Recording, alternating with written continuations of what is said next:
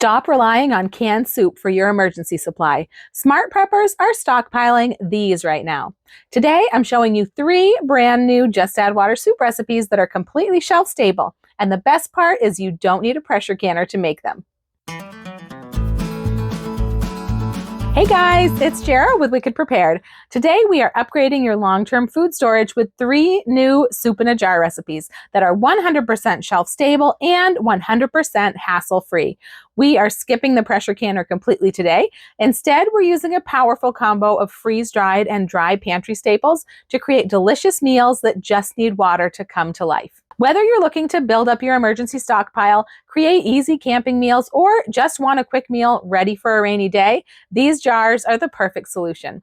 I've got 3 brand new recipes that you are going to love, so let's get started. The first soup today is a favorite recipe with a long history in my family. And not just my family, but everyone seems to love this soup when they try it. It's a creamy chicken and wild rice soup. I've made it as a crock pot recipe, a meal in a bag recipe, and now a meal in a jar. For the creamy chicken and wild rice soup, I am using a 1.5 pint mason jar. So this is this tall, straight-sided jar. I love these so much. I was really sad when Ball stopped making them, but now Azure Standard has started making a jar in this size, so I'm super excited about that. So I'll have a link down below to where you can purchase jars this size if you don't happen to have any. They're super handy for lots and lots of different things. But if you don't have a 1.5 pint jar, you could just use a quart jar and just have a little bit of extra space left in your jar and it will be just fine. Of course, we're using a canning funnel to get everything into the jar. The first ingredient I'm starting with is flour. So I've got a 1/4 cup of flour here. It's just regular all-purpose flour. You could use a gluten-free flour if you need to be gluten-free, just as long as it's a equal swap flour, a 1-to-1 flour. Next, I'm using some instant milk powder. I'm using a 1/4 cup of the instant milk, and I'm also using some heavy cream powder. 1/4 cup of the heavy cream powder. Now, my next 2 ingredients I've got here are some rice mix and some seasoning mix, both from, I'll show you what I did here. I took a box of Rice-A-Roni long grain and wild rice mix, and I just opened them up and I dumped the rice into one jar, into a quart jar, and then I dumped the seasoning mix packets into the smaller jar. Because basically I only need about 1/2 box worth of the rice and the seasoning. And so I wanted to do it that way so that I could make multiple jars and just measure right out of the jars and not have any left over going to waste. Now, typically it's important to use this Rice-A-Roni brand of this mix because when I make this from fresh ingredients, or I make this, not as a meal in a jar, I just make it in my crock pot, it uses 1 box of the rice mix with all the other ingredients. And once I used a different brand, I think I used an Uncle Ben's. I didn't know the difference.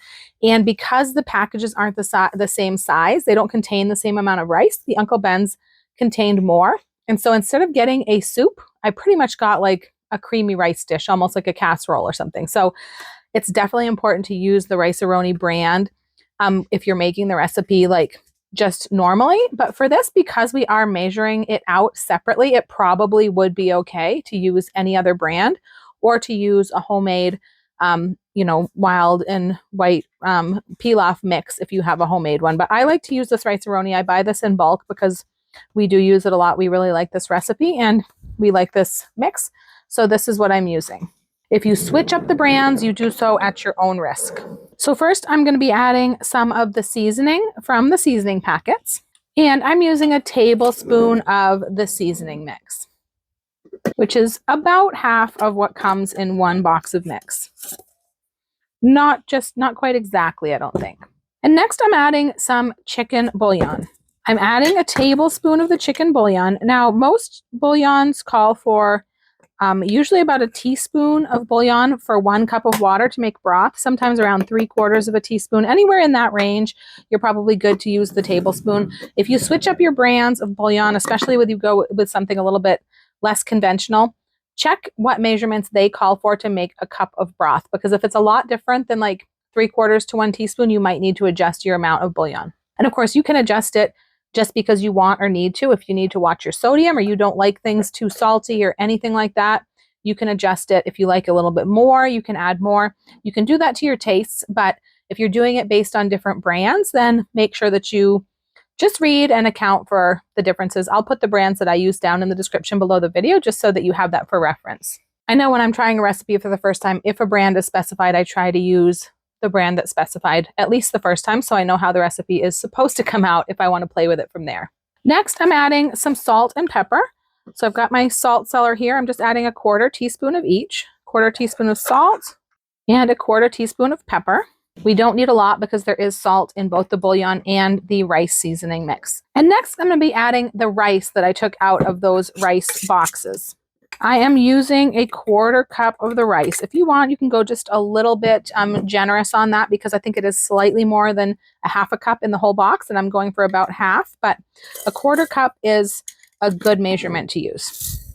And next, I'm adding some freeze-dried mirepoix. Now, mirepoix is a blend of carrots, onions, and celery that's been chopped up, and it's like basically a seasoning blend. I love mirepoix. It is so great to start off so many recipes, and it is so handy having it freeze-dried. This is one of the ingredients I've been most excited to come across, in the last year or so, because this is just so versatile. It's so great in so many recipes, and it's just good to have on hand in the kitchen because anytime you want to start a soup or any type of recipe with a mirepoix seasoning blend and you don't happen to have a bunch of fresh ingredients or you don't want to spend all that time chopping, you can just scoop this out and go to town. I am using 3/4 of a cup of the mirepoix.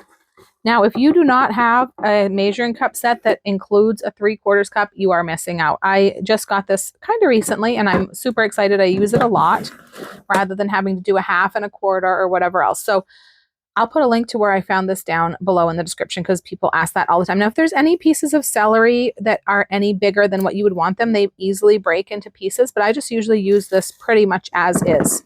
And next, I'm adding my chicken. We got to have chicken in our chicken soup. So this is freeze-dried pulled chicken, basically shredded chicken. And this is amazing. This is my favorite freeze-dried chicken, I think, because it is so good. It is just like you would take in your own rotisserie chicken and shredded it up. And if you have a freeze dryer, you can definitely do that. You could use shredded chicken. If you have other freeze-dried chicken that's in a different shape, besides shredded, it probably wouldn't matter if you use that, but this is the shape that is really required for this soup. So this is 1 cup of the freeze-dried pulled chicken.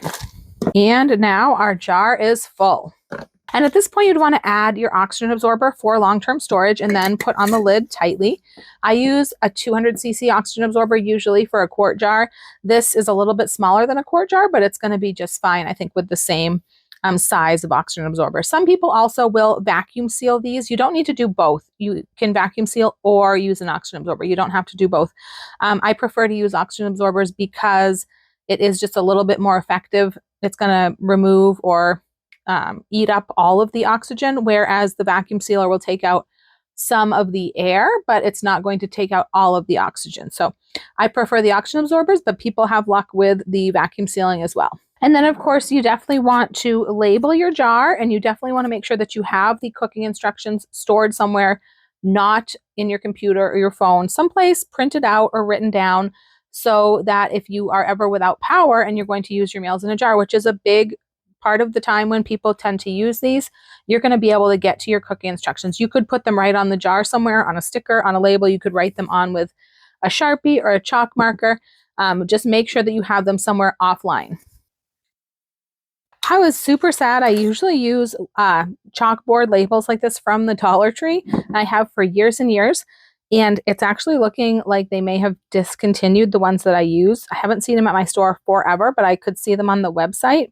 Now they're gone from the website. So, but I found these on Amazon and they're actually starting to grow on me. This is my first time using them. The other ones I had to use the string that came with them and a rubber band. These I am able to just, this one might not stay very well because it is a straight jar instead of the quart jar with the shoulders, but it is kind of growing on me. I could definitely come up with a different way to attach these, but they work really well on the regular quart jars. I will link these down below if I didn't already say that in case anybody's looking for these. So now this is all ready to go on the shelf, but of course I am not going to put this on the shelf today. I'm going to cook this up and show you just how quick and easy it is to turn these into a delicious home-cooked hearty soup. I'm going to be using my butane stove today. This is what I always reach for whenever I have to cook or heat water or anything like that in a power outage, because I do have an electric stove. This is a very inexpensive little prep that it has its own case it stores in. I recommend everyone have something like this on hand as part of their emergency gear. This one is a Coleman, and I really, really like this one. I have several different ones, and this is the one I always reach for. So I've got my soup pot here, and I am going to go ahead and empty this jar of soup mix right into the pot. Of course, I'm going to remove that oxygen absorber and just dump it right on in. For this recipe, I'm going to be using 5 cups of water. So I'm starting with cold water, but what I'm going to do is I'm first going to pour it right into this jar because I want to rinse out any remaining bits of powder and any ingredients that got left in the jar. Now, this is a 3-cup jar, so I can't fit all the water in at once. I'm just going to start with that much. So I'm going to have a total of 5 cups of water in my pot. All right, so there's our 5 cups of water. I'm just going to go ahead and get this stirred and blended together. Don't worry about any clumps of, like the heavy cream powder can tend to have little clumps, but once this starts to heat, it's going to melt right in. So I'm just getting this started. Now I'm going to go ahead and get this on the heat, and I'm going to put it on pretty high heat because I just really need to bring it up to a simmer. And at that point, it's just a matter of covering it, turning it down, and letting it simmer for just until the rice is done. That's what's going to take the longest in this dish, and that's going to probably be about 20 to 25 minutes, which is actually a long time for a meal in a jar. So this is probably the longest cooking period of all the soups we're going to have today. I am going to keep a lid on this for the most part. That's going to hold the heat in. It's going to help us cook a little more efficiently and not waste our fuel, which would be really important if this was an emergency situation. You never know how long a situation is going to stretch on, so you want to make sure that you conserve your resources. You can see all those seasonings, all those parsley bits and all those little flakes. Those all came from the rice seasoning. So we didn't have to add any of that. So that was really a kind of a simple way to pull this recipe together. You notice we didn't have to add a lot of different seasonings to this recipe because they're all in that rice mix. All right, you can see this is starting to simmer. So I'm going to go ahead and turn this down. And I'm just going to simmer this on as low as I can, keep it just barely simmering for about 20 to 25 minutes. I just want that rice to get cooked basically and tender. That's going to be the ingredient that probably takes the longest. I will check the larger pieces of chicken, but that's going to probably be the longest. Now I'm going to stir this pretty frequently and try to keep it at a very low simmer, because if you're not careful, you can have a little bit of trouble with clumping between the flour and the dairy ingredients. But as long as you keep stirring and keep the heat low, it will be just fine. And anytime I have had an issue with that, if I've kind of not paid as close attention to it as I should have, all I need to do is just give it a little bit of a stir and it will come right back together. So just keep an eye on this and keep the heat as low as you can. All right, this has been simmering for 20 minutes and the rice is pretty tender. Everything else is tender. I'm going to go ahead and turn the heat off, and I'm just going to let this set for about 10 minutes. It's probably actually going to be a little bit longer than 10 minutes because I got to take my daughter over to her play rehearsal, but just over 10 minutes I'm going to let this sit. That can be really magical, that last 10-minute sitting time.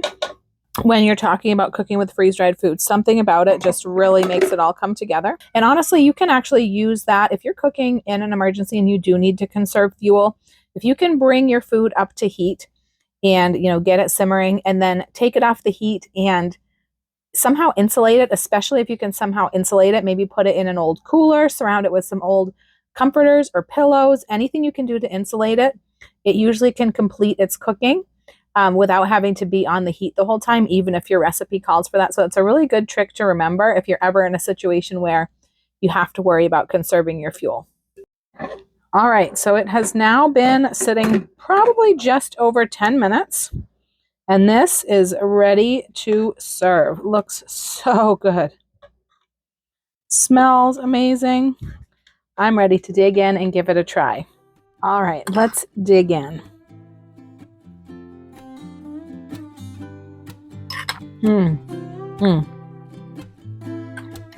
Oh, this is so good. There's a reason this is one of my family's absolute favorite soups. This chicken is amazing. And the soup is so delicious. It's pretty simple. It's not, very spicy or it's very simple. And that's why it kind of appeals to basically everyone. Everyone loves this soup. It's kid friendly. You can cut these veggies up into smaller pieces if you need to for kids. You could swap in a mixed veggie if you needed with the peas, the corn, the carrots, that type of a mixed veggie. There's so many options, but this is such a delicious and kind of every person pleasing meal. All this really needs is maybe a little bit of crusty bread to dip in it and dunk in it, and you've got a completely amazing meal. And can we please just also take a moment to appreciate my beautiful bowl from Dollar Tree? I love this set of dinnerware that Dollar Tree has.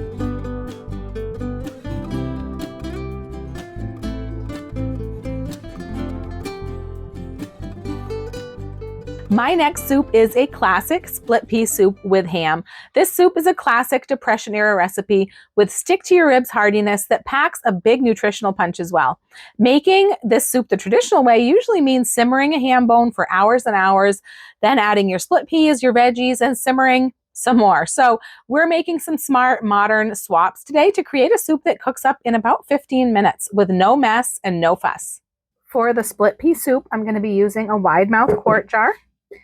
And the first ingredient that I'm going to add for this soup is going to be some ham. You've got to have ham in your split pea soup. Now what I have here is sliced ham. This is ham, a freeze-dried ham that I bought. Now if you do your own, you could do it any shapes that you want. If you do your own and you have good luck with it. I have freeze-dried my own ham. It was okay. This is much better. I know a lot of people who don't do ham because it either doesn't come out well or doesn't keep well. I've had this around for a while and it's still really good. So this is what I'm choosing to use, and freeze-dried food is so easy to break up into smaller pieces. So I'm just going to break it up into the chunks that I want. I am using 3/4 of a cup. So I'm just going to go ahead and break it up and fill my measuring cup. You could put this into a baggie and pound it to make smaller pieces, but I don't want to powder any of it, so I'm just going to break it with my fingers. It doesn't take very long. This would probably be a great job for a child who wanted to help. When I'm doing something like this, where I am breaking up something that comes in larger pieces, I usually try to take the pieces that are smaller or just don't look that great already, so that if I ever want the full piece, like if I ever want a full slice of ham, I'll have the ones left that looked really nice. All right, so I've got my 3/4 of a cup of ham that I'm going to add to my jar. The next thing I'm going to add is my split peas. Now, these are instant split peas, so just kind of like instant beans. It means they've been cooked and then dehydrated, so they're going to cook up a lot more quickly than if they were just plain dry split peas. Now, lentils and split peas are actually pretty good to have in your prepper pantry because they have all the good nutrition that beans have, but they do cook more quickly. Beans usually need to be soaked and they need a really long cooking time or to be under pressure. Lentils and split peas will cook pretty quickly without soaking, but they still need about usually 25 to 30 minutes to really soften. And if we can cut that down in an emergency situation where we might be trying to conserve fuel, that's always better. And if you think of all the other reasons we might use meals in a jar, if we need a really quick meal, trying to stay out of the drive-through, just trying to get dinner on the table quickly, it's also good to have something that will be done quickly. So I am actually going to divide my split peas. I'm using 2 cups total. I'm going to start with the first cup, and this is really just about the aesthetics of how the jar is going to look, and kind of about just kind of getting the ingredients to fit in the jar in the most efficient way so that we can fit the most stuff in there.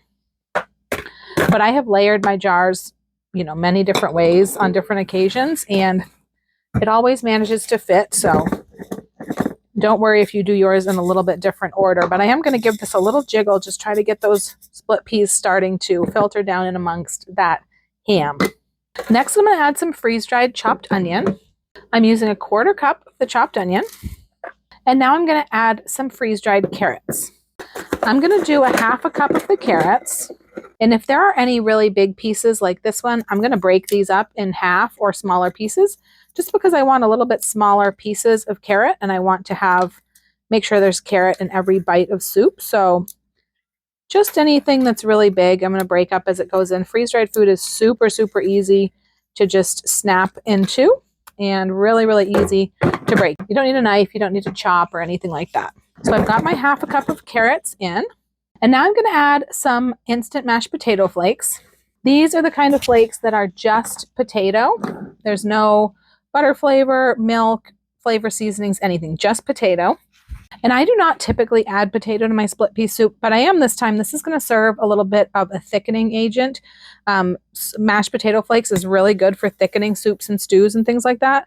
But I don't typically put potato in my split pea soup, but I did ask Google, and Google told me that it's actually pretty common that more than half of the split pea soup recipes that it had on Google contained potato. So I thought that was interesting. Do you put potato in your split pea soup? Let me know down in the comments. So that was half a cup of the potato flakes. So now here in the middle of the jar, I'm going to add my seasoning ingredients, which isn't a whole lot. This split pea soup is a really, really simple, homey recipe. It doesn't need a whole lot of fancy stuff. I'm going to be starting by adding some ham bouillon or ham soup base. I'm going to be using this Orrington Farms ham broth base. I really like this one, but there's several different options, and I'll tell you what ones I've tried and give you a few other options. Just because this one is, I had a hard time finding it inexpensively, let's just say. I did see by searching that if you can find it at your local grocery store, I think you can get it pretty inexpensively. I couldn't find it local to me, so I was stuck ordering from Amazon or Walmart online, and it was a little bit expensive. So I'll put links down below to where I did find it in case you're looking for it. I've tried several different brands. I've tried like 4 different brands. I put them all, took out a little bit and tasted it, and they're all pretty good. But I kind of like this one the best. This one does not have MSG in the ingredients. I know some people try to avoid that. I don't particularly try to avoid it. It doesn't bother me. It's something that, if you're sensitive to it, then that's one thing. But if you just are avoiding it and you don't really know why, maybe do some research about MSG and see if it's really as harmful as you think. One of the other options is this Goya ham concentrate packets. It comes in little packets like this. And this is inexpensive, and you can get this right at Walmart. It's a box of 8 packets, and I think it was like $2 or $3. So I have done this with 2 packets in here, and it's good. I've also done it with 1 packet, and it was still pretty good. And it's interesting because this product contains MSG, and that's one of the things that I learned in my research, is that using MSG can actually help people cut down on the total amount of sodium that they take in, because it can make food taste saltier without using more salt, more sodium. So I thought it was interesting that 1 packet of this contains less sodium than the amount of this I was going to use. And it still tasted pretty satisfying. So I thought that was interesting. A couple other brands that I have tried is this Badia brand ham flavored seasoning. This is pretty good. I haven't tried it in this soup though. And this is from Firehouse Flavors, which I absolutely love this place. This is their smoky ham broth mix. This is really yummy. And this is another one that does not have MSG.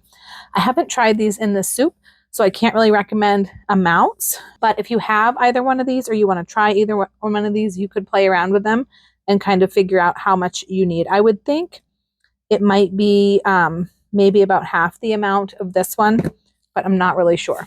But with this Orrington Farms, which ends up being my choice to use in this soup, I am using 2 tablespoons, which 2 tablespoons is the same as an 1/8 of a cup. So I have these little 1/8 of a cup measures. I actually ordered a couple sets of them. I get them in sets of 4. I use this size of measuring cup all the time for so many different things. I think partly because I am often like dividing or multiplying recipes. So this is really handy. This is, half of a 1/4 cup if you're dividing a recipe.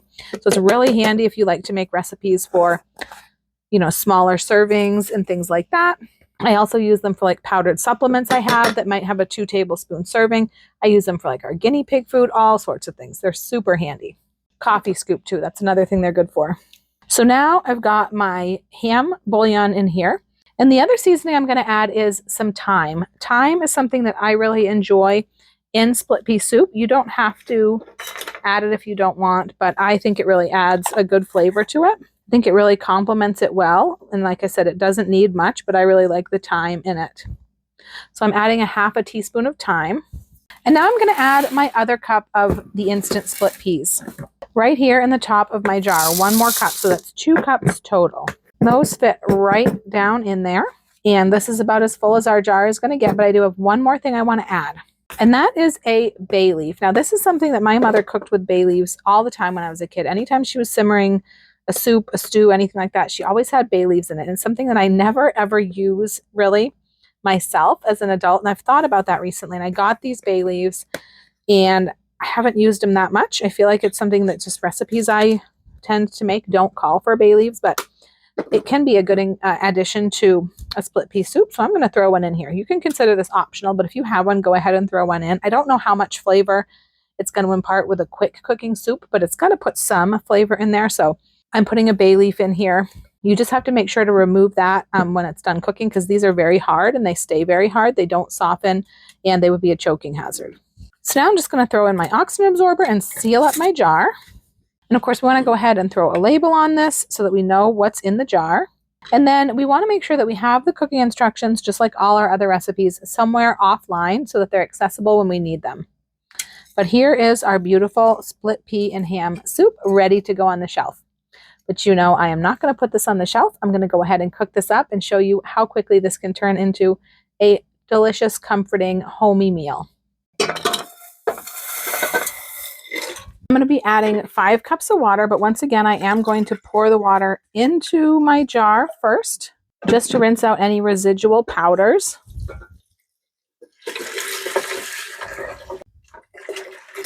I'm going to go ahead and give this a stir, just get that blending.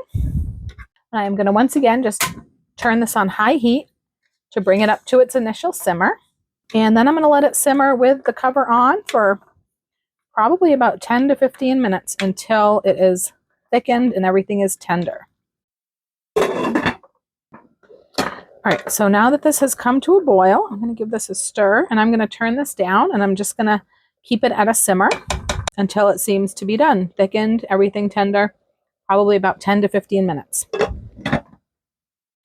All right, it has been 10 minutes of simmering. I think I will let this go just 5 more minutes. All right, so this has now been an extra 5 minutes. Oh yeah, there we go. This has thickened right up. That extra 5 minutes made all the difference. So now I'm going to go ahead and put the lid on and leave this set for about 10 minutes, and then it'll be ready to eat. All right, so this has had a little bit of sitting time, and look at how perfect it looks. It is ready to serve, except for one thing. I just saw that bay leaf, and now I can't find it. Where did it go? Well, I'll just have to look very carefully for it as, oh, there it is. Haha.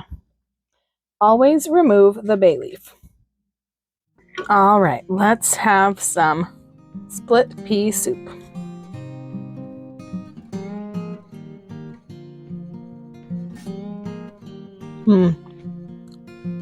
That is delicious. It tastes just as if I had simmered a ham bone, started from scratch, and cooked this all afternoon. Tastes so good. Such a simple, classic, comforting, and healthy soup. The last soup recipe that I'm sharing today is a buffalo chicken chili. If you're a lover of buffalo wings, buffalo chicken dip, and all things buffalo chicken, this is going to be right up your alley. It's creamy, a little bit spicy, and downright delicious. Let's get started. This recipe is also going to use a wide mouth quart mason jar. And the first ingredient is going to be our pulled chicken, our freeze-dried pulled chicken. I am using 1 cup of the pulled chicken. And next I'm going to add some powdered seasoning ingredients down in here so that they can filter down in among the chicken and we'll have more room in our jar. I'm starting with tomato powder. Now this tomato powder is just pure tomatoes that have been freeze-dried and then powdered. And so there's nothing in here but tomatoes. It's a great ingredient to have in your pantry because you can use it to make tomato paste, tomato sauce, tomato juice, just by varying the amount of water that you add. And of course, you can use it to make so many different tomato-based products, things like ketchup, marinara sauce, tomato soup, so many different things. It is a pretty potent ingredient. A little bit goes a long way. So we are only using 1 teaspoon today in this recipe. It actually also thickens when you use this in recipes. It can serve to thicken the recipe as well, but it can be very strong. Next, I'm adding some chicken bouillon. Once again, I will put the chicken bouillon that I use in each recipe down below, just so that you can either use the same bouillon, or if you're using something different, you can compare it, with the amount of saltiness that it has, how much bouillon you use per cup of broth, so that you can get a similar result. I'm using 2 teaspoons of this chicken bouillon. And next I'm using some ranch dressing powder. So this is the dressing and seasoning mix. So it's like the dry powder. You can buy this in packets. I like to buy it in bulk. I actually usually buy a no-name brand from Save-A-Lot because it's really cheap. But I'm not certain if it tastes exactly the same as the Hidden Valley, which I figure is what a lot of people would have and what everyone has access to. So I did buy a container of Hidden Valley. I used to buy this years ago, but I just found the cheaper one. So I did buy this to test this recipe with, just because I figure everyone has access to this, and probably any other brand out there is probably trying to imitate this. So I figured this would be a good one to use. I'm also using 2 teaspoons of the ranch powder. And next I'm using some buffalo wing sauce powder. Now this is an ingredient that's a little bit difficult to find. I got this at Firehouse Flavors, so I would definitely recommend getting it there. They have really good prices. Their shipping is really inexpensive. They're a great company. They ship quickly. This is something that they do have, like Frank's Red Hot seasoning powders out there. It's not really the same thing. If you want to make sure that you're getting the same result, you want to make sure you have the same or equivalent product. So I've never really seen this many other places. I'm using 2 tablespoons of this buffalo wing sauce powder. So this is the same as 1/8 of a cup. So I have 1/8 of a cup scoop here. So 2 tablespoons of the buffalo wing sauce powder going down in. This is definitely something that you can adjust based on your taste. So this is not too spicy. But you can adjust it up or down based on how much buffalo flavor and spice you like. And next I've got these 3 seasonings, which is just 1/4 teaspoon each of garlic powder, onion powder, and celery salt. Next, I'm going to add some cream cheese powder. I've got 1/3 of a cup of the cream cheese powder. Next, I am adding freeze-dried diced tomatoes, 1/2 a cup of the freeze-dried diced tomatoes.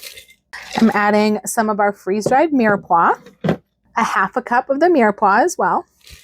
I'm adding some instant Great Northern beans. Now these are just like our instant split peas in that they've been cooked and then dehydrated. So they're going to cook up super quickly, much more quickly than regular dried beans. I'm using 3/4 of a cup of the instant beans. And you really could use any light colored bean that you have. If you have a different instant bean that's a light colored bean, like maybe a navy bean or even a pinto bean, I think would work in this. I personally wouldn't put something really dark like kidney beans or black beans in this chili, but that's just me. Next, I'm going to be adding freeze-dried corn. And I'm also doing 3/4 of a cup of the corn. Now this is pretty full, but I'm going to press down a little bit because we have a little bit more room in the top of the jar. I'm going to be adding a topper to this jar, a chili topper that I think totally makes this recipe, and it is these freeze-dried blue cheese crumbles. I love the combination of blue cheese with buffalo chicken, and this is so good on top of buffalo chicken chili. No matter how I make it, I love this on top of it. I'm only going to be putting a small amount, about 1/4 cup is all we really need to top the servings of chili that we're going to have. And I'm going to be using a simple fold top sandwich baggie to separate this topping from the rest of the ingredients. And there's a couple reasons why I like to use these fold top baggies. And number one, compared to like a zip top baggie, it's a lot easier to fit in the jar because it doesn't have the rigid zipper. But also when I put an oxygen absorber in my jar, I want that it's going to react with the oxygen that's left in the jar and get rid of that oxygen so that it can't deteriorate our meal. And so I want it to be able to also interact with the oxygen that's inside of this bag. So I don't want to seal that off really. I just place it down inside and I twist the top of the baggie and I just fold it over, and that's how I keep that separate. And then of course the final step is going to be just to put an oxygen absorber for long-term storage. I usually use a 200cc oxygen absorber in a quart jar. So we put in our oxygen absorber and just add the lid, and our jar is all ready to go on the shelf. But I am not going to put this on the shelf. I'm going to fix this up right now and show you how to do it and how it comes out. Got my butane burner. And I've got my pot. I'm just going to go ahead and open this up. And of course, I'm going to remove the oxygen absorber, and I'm going to take out the little baggie of blue cheese that's for the topping. And everything else is going to go right into the pot. I'm going to be adding 3.5 cups of cold water. I'm going to start by pouring it into the jar, just because there is a lot of powder left stuck to the jar that I want to make sure we get out into our chili. Don't want to lose any of that flavor that we put in.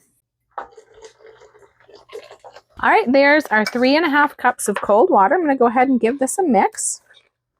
Let everything get moistened and blended. All right, now I'm just going to put the heat on and bring this up to a simmer.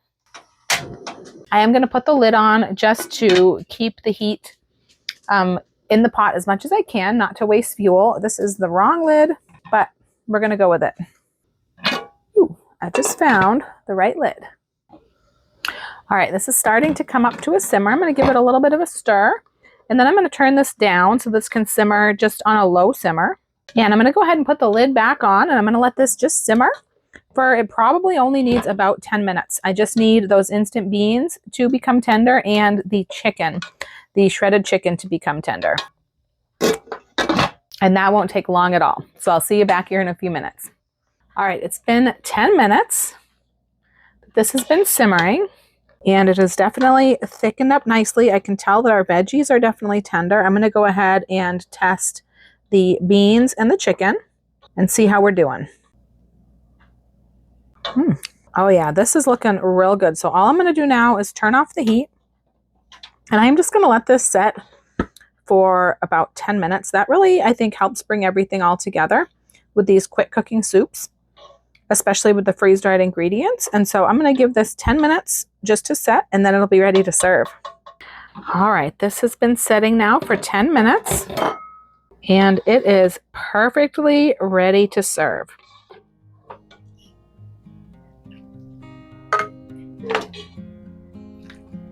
Here we go. Now I'm going to go ahead and sprinkle on some of my cheese here, my freeze-dried blue cheese that I added into the baggie. This topping absolutely makes it for me. If you like blue cheese, you're going to love this. If you happen to have some tortilla strips or some Fritos or corn chips, tortilla chips, anything you have, those are also great to put on top for a little bit of a crunch. Another thing you can do with this chili, or really any chili, is if we want to stretch it further and fill more bellies, or even just kind of make it a little bit milder, we will serve it over rice. You could serve it over yellow rice or Mexican rice or just plain white rice, and that will make it a little bit more filling, make it serve more bellies, and just make it a little bit more hearty. All right, I am ready to dig in and give this a try. It looks and smells amazing.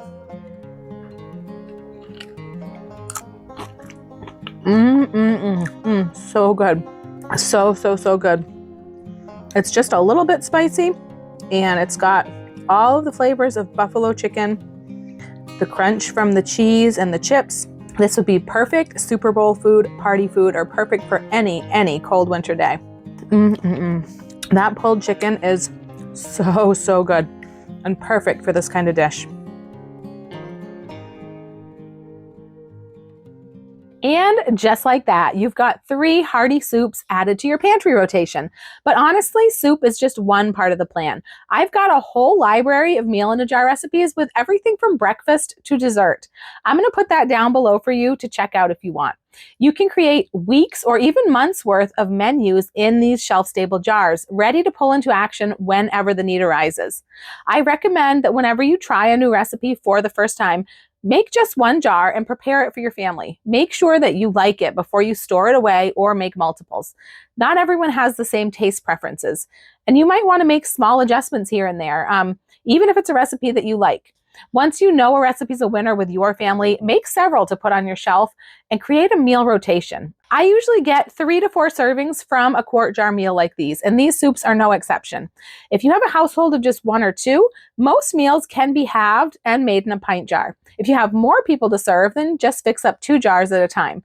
These soups are thick and hearty, just the way we like them. They can definitely stand alone as a complete meal, or with just some bread alongside. I have a French bread mix in a jar, as well as some easy dinner rolls in a jar. I'm going to link those down below. I've also got a cornbread mix. Adding some crackers on top is another way to make a soup even more filling. Or in the case of the chili, some corn chips or tortilla chips. Now I want to know, what is the one comfort meal that you wish you could turn into a just add water meal in a jar? Let me know in the comments below, and I might just figure it out for a future video. If you made it all the way to the end of the video, leave me buffalo chicken emojis down below and check out some more great meal in a jar recipes right up here. I'm Jara with Wicked Prepared. Survive today, thrive tomorrow. We'll see you next time.